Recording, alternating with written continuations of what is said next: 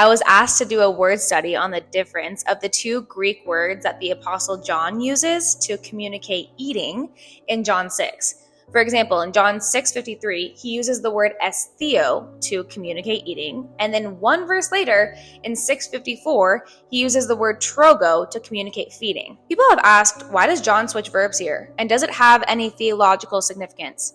Based on my findings, I don't see any significant reason as to why he switches verbs. Both verbs communicate a real literal process of eating, but I still don't believe that the command to eat Jesus' flesh is literal, which I recognize is contrary to Catholic and Orthodox theology. I find something very interesting about this passage.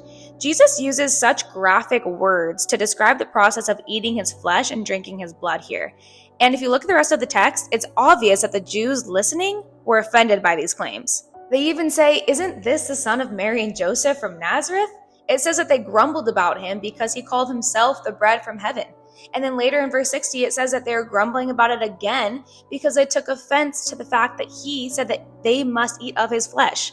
I wonder if Jesus emphasized the need to eat of his flesh because the Jews despised the idea of God being in the flesh. Perhaps Jesus is using such graphic eating language here as his way of showing that accepting God in the flesh, accepting Jesus for who he is key for true spiritual nourishment and acceptance of the gospel. The same way the body is sustained by eating and drinking is the same way the soul is nourished by Christ.